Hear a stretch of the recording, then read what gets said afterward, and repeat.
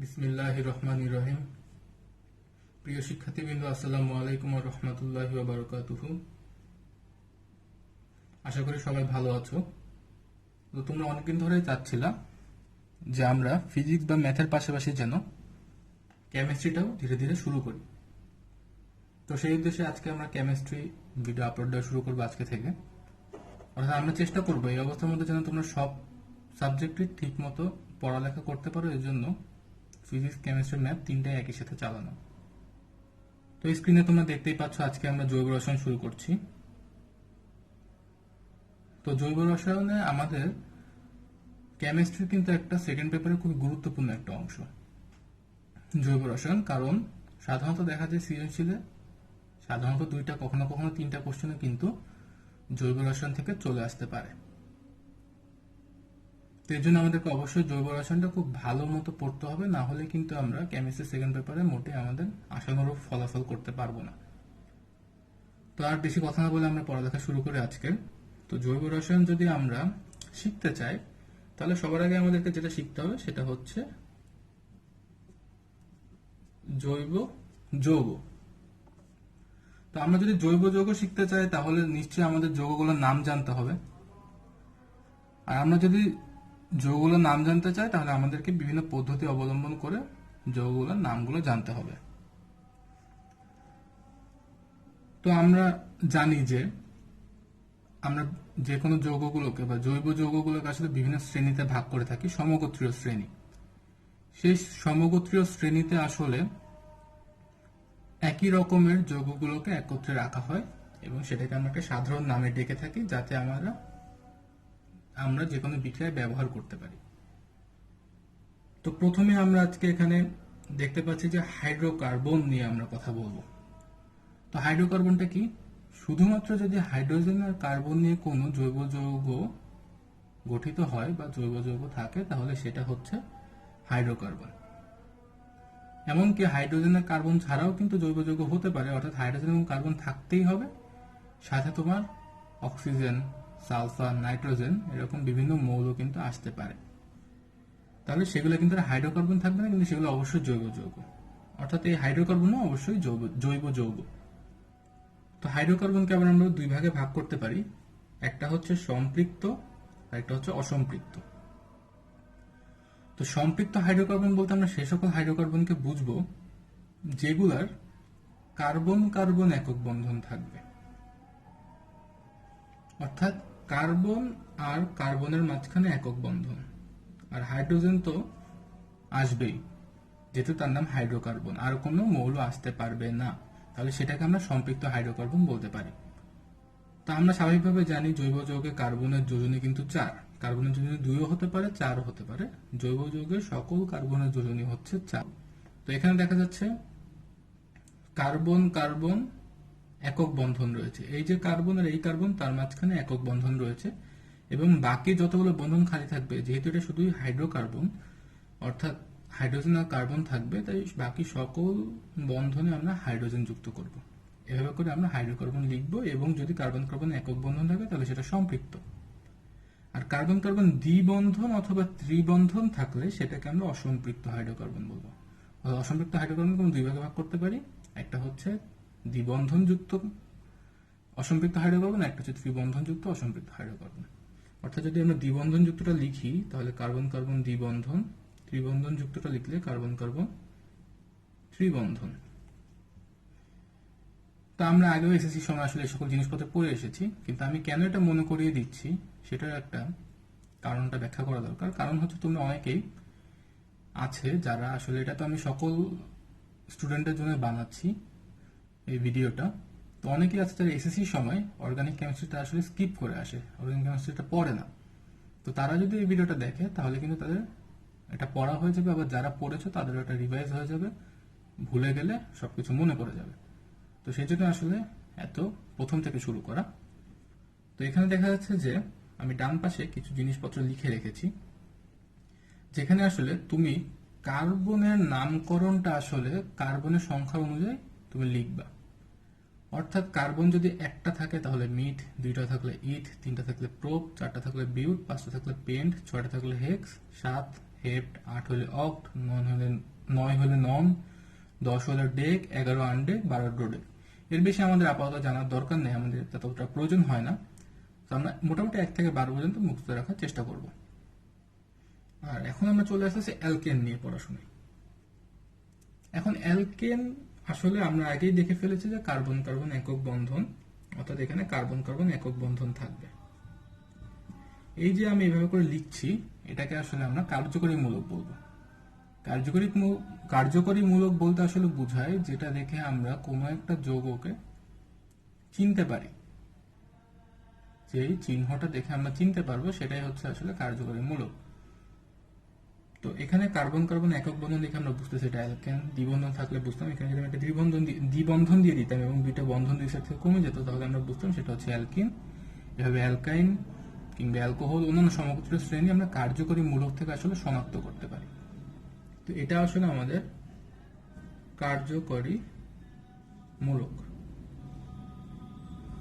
এখন আমরা যৌগ লেখা শুরু করি। যেমন হচ্ছে অ্যালকেন। এখন অ্যালকেনে যেহেতু একক বন্ধন থাকবে, সুতরাং আমরা কার্বনের একটা কার্বনে লেখার চেষ্টা করি। তাহলে দেখা যাচ্ছে কার্বন যদি একটা লিখি তাহলে তার হচ্ছে 4টা বন্ধন থাকবে। সেই বন্ধনে যদি আমি হাইড্রোজেন যুক্ত করি তাহলে কিন্তু সেটা হয়ে যাচ্ছে CH4। আমরা যদি দুইটা কার্বন নিই এবং তার যে বন্ধন আসলে 4টা হতে হবে, দেখো এই কার্বনের 4টা বন্ধন আছে, এই কার্বনের 4টা বন্ধন আছে, একটা কমন বন্ধন, বাকি জায়গায় আমরা হাইড্রোজেন দিয়ে দিব। এখন যদি আমরা কাউন্ট করি, কার্বন আছে 2টা, হাইড্রোজেন দেখো 1 2 3 4 5 6, তাহলে হাইড্রোজেন আছে 6টা। এখন সমস্যা হচ্ছে যে আমাদের তো আসলে এভাবে লেখাটা কষ্টকর, আমরা তো এটা 100টা কার্বনের জন্য লিখতে পারবো না, 50টা কার্বনের জন্য লিখতে পারবো না। তো এর জন্য আমাদেরকে একটা সাধারণ পদ্ধতি বা সাধারণ সংকেত ব্যবহার করে লিখতে হবে। আমরা এটাকে বলতেছি গাঠনিক সংকেত, আর এটাকে বলতেছি আমরা আণবিক সংকেত। আণবিক সংকেতটা আমাদের জন্য লেখা সহজ, তবে কিছু কিছু ক্ষেত্রে গাঠনিক সংকেত লেখার প্রয়োজন হতে পারে। আমরা গাঠনিক সংকেতটাকেও কিন্তু একটু ভেঙে লিখতে পারি। আমরা যদি প্রোপেনের জন্য লিখি তাহলে চাইলে কিন্তু আমরা জিনিসটাকে এভাবে করে লিখতে পারি। হাইড্রোজেন সংখ্যাটা একসাথে লিখে দিলাম, অনেক সময় আমাদের বন্ধনটা দিয়ে দেওয়া আমাদের বিক্রিয়া বুঝতে সুবিধা হবে। তো এখানে যদি আমি গণনা করি, কার্বন আছে 3টা, হাইড্রোজেন আছে টোটাল 8টা। আমরা যদি কাউন্ট করে দেখি 3 আর 3 6 আর 2 8টা আছে। তো আমরা এখন চেষ্টা করবো এটাকে সাধারণ সংকেতে বের করে আনার, কারণ আমাদের তো এত বড় লিখে গুণে বের করা সম্ভব নাই, কার্বন যদি 50টা 60টা 70টা হয়। তো আমরা যদি সাধারণ সংকেতটা বের করতে যাই, এখানে দেখা যাচ্ছে কার্বন আছে 1টা, হাইড্রোজেন আছে 4টা, এখানে কার্বন 2টা, হাইড্রোজেন 6টা, কার্বন 3টা, হাইড্রোজেন 8টা। আমরা যদি একটু বিশ্লেষণ করে দেখি, আসলে এখানে যতগুলো কার্বন থাকে তার থেকে ডাবলের চেয়ে 2 বেশি থাকে। অর্থাৎ কার্বন একটা ডাবল করলে 2, আর 2 যোগ করলে 4, এখানে 2 আছে, তাহলে যদি আমরা ডাবল করি 4 আরো 2 যোগ করলে 6, এখানেও সেম ভাবে 8 হয়ে গেল। তাহলে আমরা কিন্তু সাধারণ সংকেত লিখতে পারি একটা।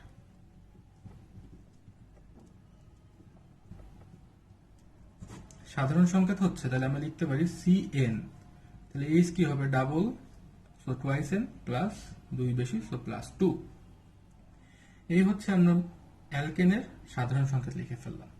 তো তাহলে কি হবে, আমরা যদি এখন C60 লিখতে যাই তাহলে আমরা কিন্তু এখন খুব সহজে লিখে ফেলতে পারবো যে H হচ্ছে ডাবল হচ্ছে 2 বেশি, সো 120 হচ্ছে 60 ডাবল করলে আর প্লাস 2 করলে 122, ইজিলি আমরা বের করে ফেলতে পারবো। এখন আমরা নিশ্চয়ই ভাই সংকেতগুলোকে CH4 C2H6 এভাবে বলা হচ্ছে, আমরা একটা নামে ডাকতে পছন্দ করব যাতে আমরা সবসময় সেটাকে ব্যবহার করতে পারি।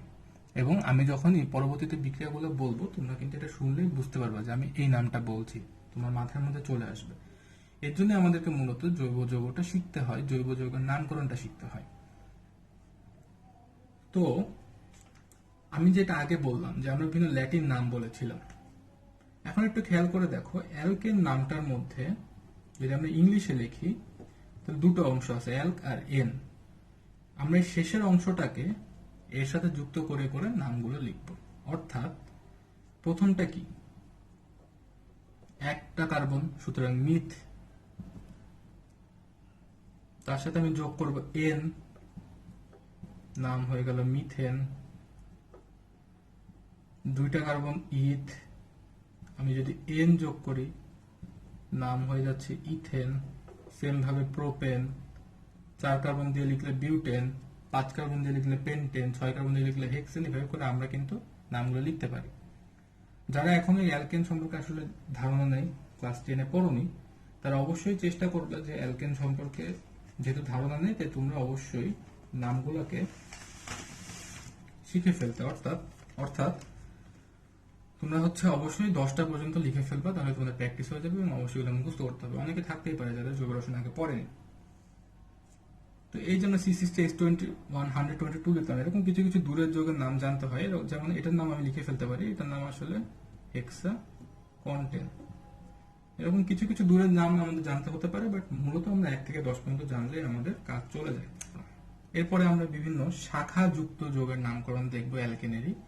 তবে তার আগে আমাদেরকে অবশ্যই অ্যালকেন থেকে উদ্ভূত একটা মূলক সম্পর্কে জানতে হবে। অ্যালকাইল মূলক বলতে বুঝতেছি যে হাইড্রোজেন একটা অপসারণ করব। তাহলে আমরা যদি একটা হাইড্রোজেন অপসারণ করি মিথেন থেকে, তাহলে এরকম হবে। ইথেন থেকে অপসারণ করলে এরকম হবে। প্রোপেন থেকে করলে এরকম দেখতে হবে, তাই না? CH3 বন্ড আমরা যদি পড়তে যাই তাহলে এভাবে বলবো C2H5 বন্ড, C3H7 বন্ড। একটা বন্ড অবশ্যই দিতে হবে, বন্ড না দিলে কিন্তু ভুল। তাহলে আমরা যদি বন্ড দিয়ে লিখি তাহলে কিন্তু অ্যালকাইল মূলক পেয়ে যাচ্ছি। এখন নামকরণটা কিভাবে হবে? দেখো লাস্টে আইল আছে, সুতরাং যে মিথ আছে সাথে আইল যোগ করব এবং মূলক লিখব। অর্থাৎ এই পুরো জিনিসটার নাম হচ্ছে মিথাইল মূলক। এই পুরো জিনিসটার নাম হচ্ছে ইথাইল মূলক। এই পুরো জিনিসটার নাম হচ্ছে প্রোপাইল মূলক, তাই তো? এখন আমরা যদি অনেক সময় দেখব যে বিক্রিয়ার ক্ষেত্রে এটাকে প্রকাশ করা হয় আর বন্ড দ্বারা। কেন? অ্যালকাইল মূলকের ইংলিশ করলে হয় রেডিক্যাল, আর রেডিক্যাল আর নিয়ে হচ্ছে আর বন্ড। তাহলে আমরা যদি জৈব যৌগে কোনো জায়গায় আর এরকম বন্ড দেখি তাহলে বুঝে ফেলবো সেটা হচ্ছে আসলে অ্যালকাইল মূলক বোঝাচ্ছে। এবং আমরাও চাইলে শর্টকাটের জন্য বা আমরা লেখার সময় বিক্রিয়া লেখার সময় আর বন্ড দিয়ে লিখতে পারি, তাহলে আমরা জেনারেলাইজড লিখতে পারি যে সকল অ্যালকাইল মূলকের ক্ষেত্রে এটা প্রযোজ্য হবে। আর যদি আমরা সাধারণ সংকেত লিখতে যাই, এটা তো খুবই সহজ,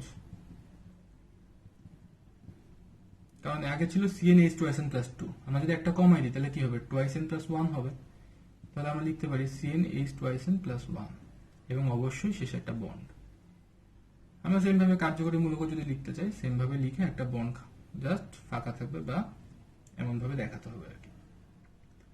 আচ্ছা, তাহলে আমাদের মোটামুটি অ্যালকেন আর অ্যালকাইল মূলক সম্পর্কে একটা ধারণা হয়ে গেল যে আসলে স্বাভাবিকভাবে যদি আমরা এরকম একটা মুক্ত শিকল লিখি বা কোনো শাখা শিকল না থাকে তাহলে আসলে কি ধরনের যৌগের নামগুলো হবে সেগুলো পেয়ে গেলাম। তো এরপরে আমরা দেখব যে যদি শাখা থাকে, অর্থাৎ একটা বড় শিকলের মাঝে কোনো শাখা আছে, তাহলে আসলে এগুলোর নামটা কি হবে। এখন আমরা দেখতেছি শাখাযুক্ত অ্যালকেন। তো আগে আমাদেরকে প্রথমে জানতে হবে যে নামকরণ আসলে 3 পদ্ধতিতে করা সম্ভব। একটা হচ্ছে সাধারণ পদ্ধতি, একটা হচ্ছে উদ্ভূত পদ্ধতি, আর একটা হচ্ছে আইইউপ্যাক পদ্ধতি। সাধারণভাবে আমরা আইইউপ্যাক পদ্ধতিটা সবচেয়ে বেশি ব্যবহার করি, কিন্তু আমাদের স্পেশালি এমসিকিউ এর জন্য, অর্থাৎ এমসিকিউতে কিন্তু আমাদের চলে আসতে পারে অন্যান্য পদ্ধতিতে নামকরণগুলো, বা দেখা যেতে পারে আমাদের অপশনে আইইউপ্যাক পদ্ধতির নামকরণটা নাই। তাহলে আমাদেরকে অবশ্যই সাধারণ পদ্ধতি বা উদ্ভূত বা জাত পদ্ধতি যেটাই আছে দুটাকে আমাদেরকে সবগুলোই শিখতে হবে আসলে। তাহলে সাধারণ পদ্ধতিতে আসলে নিয়মটা আমরা দেখে নিই।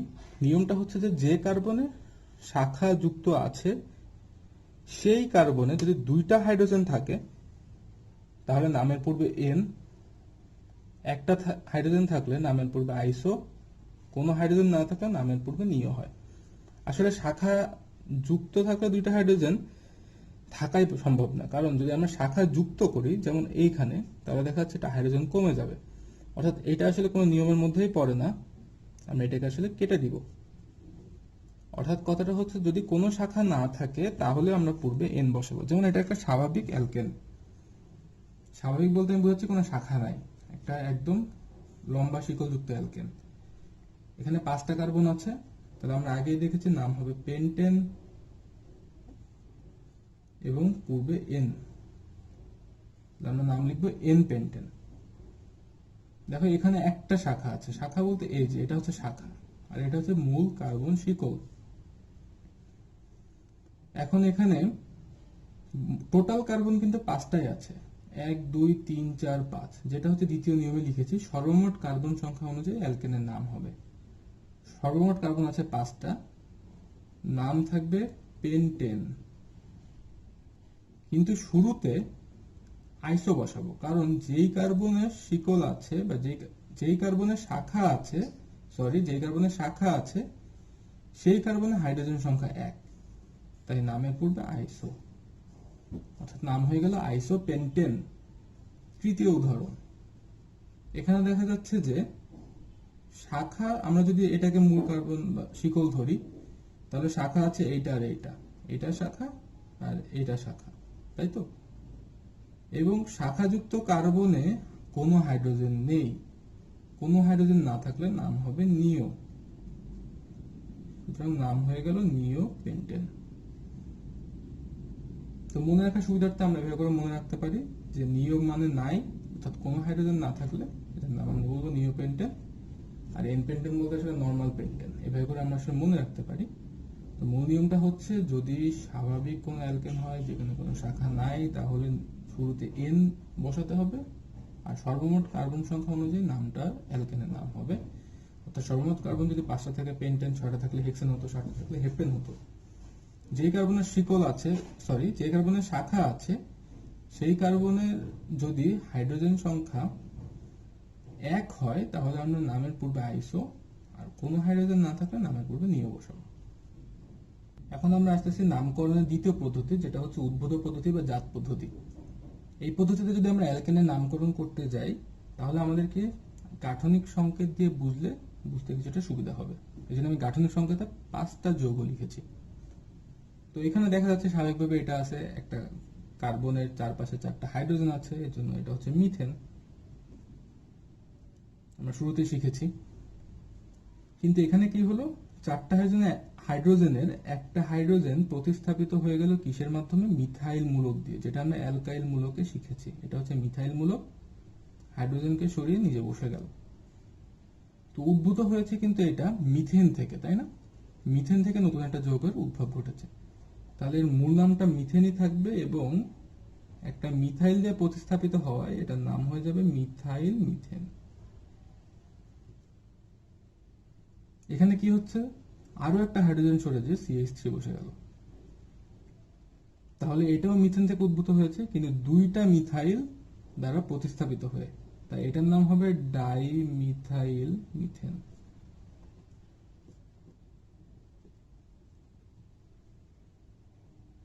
এখানে 3টা মিথাইল দ্বারা প্রতিস্থাপিত হয়েছে, তাই ট্রাই মিথাইল মিথেন। এখানে 4টি দ্বারা প্রতিস্থাপিত হয়, টেট্রা মিথাইল মিথেন। এভাবে করে কোথা থেকে উদ্ভূত হয়েছে এর মাধ্যমে আমরা অ্যালকেনের নামকরণ করতে পারি। এখন আমরা আসতেছি নামকরণের সর্বশেষ পদ্ধতি, যেটা হচ্ছে আইইউপ্যাক পদ্ধতি, এবং এই পদ্ধতিটাই সবচেয়ে বেশি ব্যবহৃত হয়। সেটারও আমরা কিছু নিয়ম আগে লিখে নিয়েছি, তোমরা এগুলো অবশ্যই লিখে নিবে, এবং এগুলো মনে রাখতে পারলে আসলে আইইউপ্যাক পদ্ধতির নামকরণটা শেখা হয়ে যাবে। তো আইইউপ্যাক পদ্ধতিতে নামকরণ করতে গেলে সবার আগে তোমাকে দীর্ঘতম শিকল বাছাই করতে হবে। দীর্ঘতম শিকল বলতে যেই শিকলে কার্বনের সংখ্যা সবচেয়ে বেশি থাকে। আমরা এই উদাহরণটাতে দেখতে পারি, এই উদাহরণটাতে দেখা যাচ্ছে আমরা যদি এদিকে শিকল নিই, অর্থাৎ সোজাসুজি, তাহলে 4টা কার্বন আছে। কিন্তু আমরা যদি এদিকে আসি তাহলে কিন্তু 1 2 3 4 5টা কার্বন আছে। আবার আমরা এদিক থেকে আসলেও 4টা, 1 2 3 4, অর্থাৎ এই শিকলটা হচ্ছে সবচেয়ে বড় শিকল, তাই আমরা এই শিকলটাকে বাছাই করব।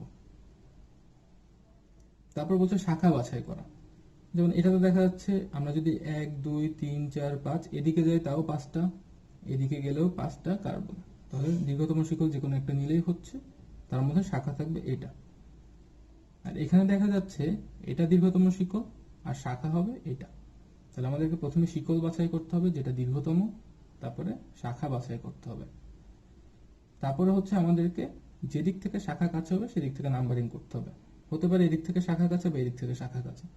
এই উদাহরণে দেখা যাচ্ছে আমি এদিক থেকে গেলে 4-এ আর এদিক থেকে গেলে 2-এ, যেটা আমরা পরে দেখবো, সমস্যা নাই। তো আমরা যেদিক থেকে কাছে হবে সেদিক থেকে নাম্বারিং করব।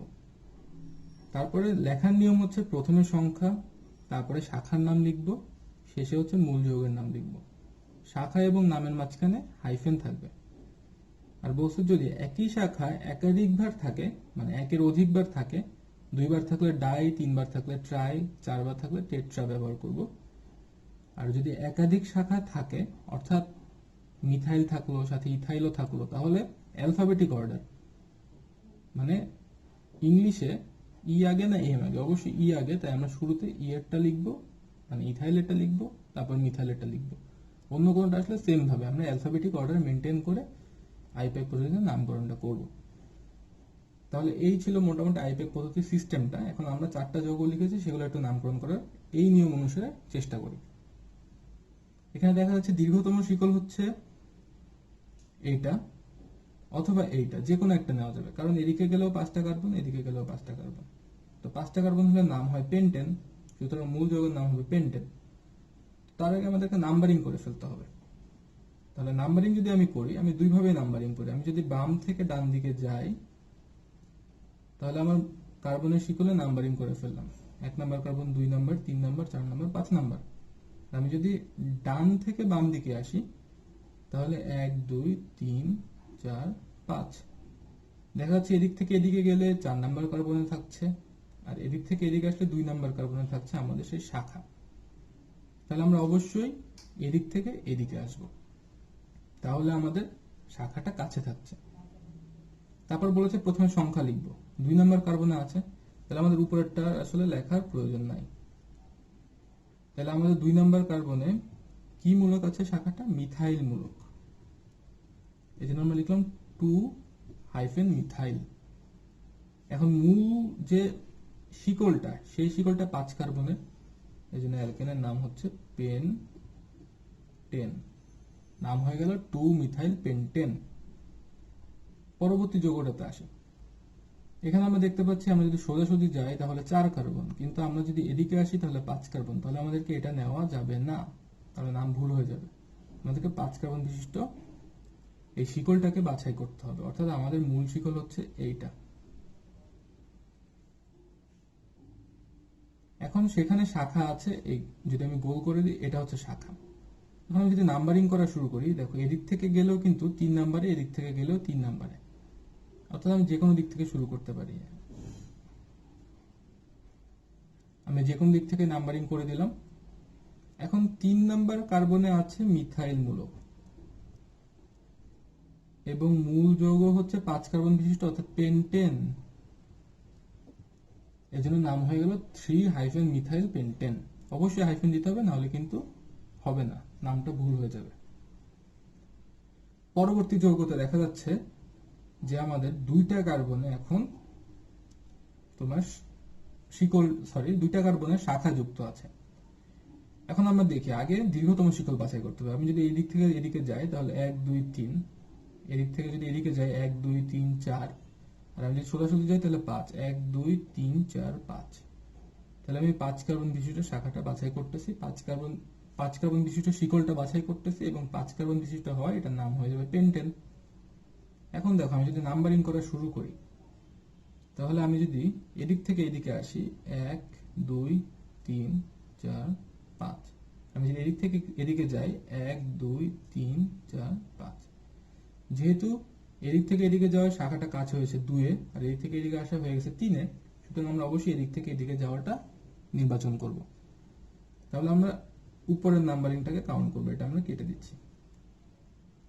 এখন দেখা যাচ্ছে 2 নাম্বার কার্বন আর 3 নাম্বার কার্বনে 2টা শাখা আছে এবং 2টাই হচ্ছে মিথাইল। তাহলে আমাদের এই নিয়মে চলে আসতেছে, একই শাখা একাধিকবার থাকলে, তো 2টা যেহেতু আছে তাই আমরা ডাই ইউজ করব, এবং 2 আর 3 নাম্বার আছে, সুতরাং আমরা এভাবে লিখব 2,3 ডাই মিথাইল, মূল 5 কার্বনের হয় পেন্টেন। অর্থাৎ 2 নাম্বার এবং 3 নাম্বার আছে, তাই 2,3, তারপর হাইফেন, 2টা মিথাইল থাকে, ডাই মিথাইল পেন্টেন। এই হচ্ছে আমাদের পঞ্চম নাম্বার নিয়মটার একটা প্রয়োগ। এখন আমরা যদি 6 নাম্বার নিয়মটাতে আসি, এখানে আমি দুইটা আলাদা রকমের মূলক বা শাখা ব্যবহার করেছি। এখানে দুইটা মিথাইল আছে আর এখানে একটা ইথাইল আছে। তাহলে আমরা মূল কাজটা করে নিই। তো আমরা দেখি, যদি আমরা এদিকে যাই 5 কার্বন, এদিকে যদি যাই তাও 5 কার্বন, এদিকে গেলে 3 কার্বন, এদিকে গেলে 3 কার্বন, আমরা সোজাসুজিটাই নিই আমাদের সুবিধার্থে। এখন আমরা যদি নাম্বারিং করি তাহলে দেখা যাচ্ছে 1 2 3 4 5। আমরা যদি ওদিক থেকে নাম্বারিং করতাম 1 2 3 4 5, 3 দূরে হয়ে যাচ্ছে, 2 কাছে হয়, সুতরাং আমরা নিচের নাম্বারিংটা করব না, ওটা হিসাবের বাইরে। আমরা উপরের নাম্বারিংটা আসলে হিসাব করব। তাহলে দেখা যাচ্ছে 2 নাম্বার কার্বনে 2টা মিথাইল আছে, 3 নাম্বার কার্বনে একটা ইথাইল আছে। 2টা মিথাইল থেকে আমরা ডাই ব্যবহার করবো, এটা তো আমরা আগেই শিখে এসেছি। কিন্তু আমরা কি আগে মিথাইলেরটা লিখবো নাকি আগে ইথাইলেরটা লিখবো? এই নিয়মটা আসতে 6ষ্ঠ নাম্বার নিয়মে, যে একাধিক যদি শাখা থাকে, মিথাইল ইথাইল থাকে, তাহলে অ্যালফাবেটিক অর্ডার। তাহলে যেটা বলেছিলাম যে ইথাইলের ই আর মিথাইলের এম, তো ই নিশ্চয়ই অ্যালফাবেটিক অর্ডারের আগে, তাই আমরা ইথাইলেরটাকে আগে লিখবো। এখানে নাম্বারটা ব্যাপার না যে 3 আগে লিখছি না 2 আগে, ব্যাপারটা হচ্ছে অ্যালফাবেটিক অর্ডার। তাহলে আমরা লিখতে পারি 3 ইথাইল। তারপর এখানে আছে 2টা মিথাইল, 2, 2 ডাই মিথাইল। মূল যৌগ 5 কার্বনের হয় পেন্টেন। এ পর্যন্ত ঠিক আছে, 5 কার্বন হয় পেন্টেন। এখানে একটা ভুল হয়ে গেছে, সেটা আসলে কি, আমি বলেছিলাম সংখ্যা এবং নাম্বারের মাঝখানে অবশ্যই হাইফেন হবে। সুতরাং তোমরা যদি এখানে হাইফেন না দাও তাহলে কিন্তু ভুল হয়ে যাবে। তা 3 ethyl, 3 ethyl -2 die dimethyl pentane. অর্থাৎ সবগুলোর এই যে নাম্বার এবং তোমার যে মানে সংখ্যা এবং যে তোমার শাখার নাম, এগুলোর মাঝখানে অবশ্যই অবশ্যই হাইফেন দিতে হবে, তাহলে তোমার পারফেক্টলি নামটা লেখা হয়ে যাবে। এখন আমরা পরবর্তীতে আরেকটা যৌগ লিখতেছি, যেখানে 4টা কার্বন আছে, 3টা শাখা আছে।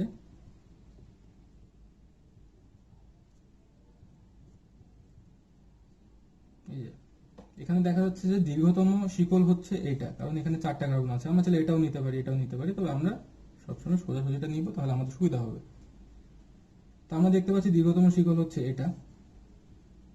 এখন দীর্ঘতম শিকল যদি এটা হয় এবং দেখা গেল যে আমাদের অনেকগুলো শাখা আছে, এবং সবচেয়ে বড় কথা, আমরা যেদিক থেকে নাম্বারিং করি 2 দিক থেকে সমান আসতেছে, তাহলে আমরা কোনটা নিব? অর্থাৎ আমরা যদি এদিক থেকে আসে 1 2 3 4, এদিক থেকে আসলে 1 2 3 4, দেখা যাচ্ছে 2 এও এখানে শাখা আছে, এখানেও 2 এর শাখা আছে, 1 2 3 4। এই থেকে আসলে 1 2 3 4। তখন আমাদেরকে একটা হিসাব করতে হবে যে আমরা যদি এদিক থেকে অর্থাৎ বাম থেকে ডান দিকে যাই, তাহলে দেখা যাচ্ছে 2 নাম্বার কার্বনে মিথাইল আছে 2টা আর 3 নাম্বার কার্বনে একটা। অর্থাৎ 2 নাম্বার কার্বনে 2টা শাখা আছে, 3 নাম্বার কার্বনে একটা শাখা আছে। সেটা যেই শাখাই হোক, সেটাকে আমরা যোগ করব। 2 যোগ 2 যোগ 3 যোগ করলে হচ্ছে 7। আর আমরা যদি এদিক থেকে এদিকে আসি, অর্থাৎ নিচের নাম্বারিংটা, তাহলে দেখা যাচ্ছে এখানে 2 আর এখানে 3 যোগ 3, অর্থাৎ 2 নাম্বার কার্বনে আর 3 নাম্বার কার্বনে 2টা, 2 নাম্বার কার্বনে একটা, 3 নাম্বার কার্বনে 2টা থাকে, 2 যোগ 3 যোগ 3 লিখলে হচ্ছে 8। আচ্ছা, তাহলে যেটা দেখা যাচ্ছে, আমরা যদি উপরের নাম্বারিংটাকে কাউন্ট করি তাহলে আসতে 7, নিচের নাম্বারিংটাকে কাউন্ট করলে 8। তো যেটাতে আমরা কম পাবো সেটাকে আমরা ইউজ করব, অর্থাৎ উপরেরটাকে ব্যবহার করতে হবে। তাহলে সেই ওয়াইজ আমাদের নামটা হয় 2, 2, 3। 3টা মিথাইল আছে, তাই ট্রাইমিথাইল। 4 কার্বন বিশিষ্ট হওয়ায় বিউটেন।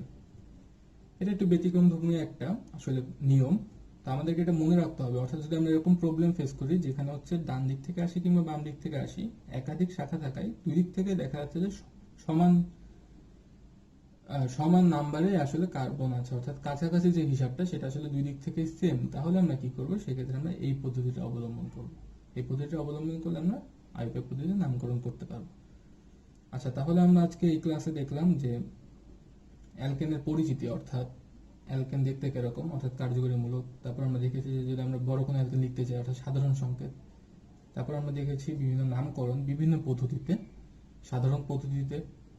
তারপরে আমরা দেখেছি উদ্ভূত বা জাত পদ্ধতিতে। শেষে আমরা দেখলাম আইউপ্যাক পদ্ধতিতে নামকরণ। তো আশা করি তোমরা ক্লাসটা বুঝতে পেরেছো। তোমরা যদি পুরো ক্লাসটা দেখে থাকো তাহলে আসলে কোনো সমস্যা থাকার কথা না। তাও যদি কারো কোনো প্রবলেম ফেস হয় তাহলে তোমরা কমেন্ট বক্সে জানাতে পারো। তো আমাকে কমেন্ট বক্সে জানিয়ে দিও যদি তোমরা কোনো রকমের প্রবলেম ফেস করো, তাহলে আমি চেষ্টা করবো তোমাদেরকে যত দ্রুত সম্ভব রিপ্লাই দেওয়ার। তো ভালো থাকো সবাই, আজকে এই পর্যন্তই। আসসালামু আলাইকুম ওয়া রাহমাতুল্লাহি ওয়া বারাকাতুহু।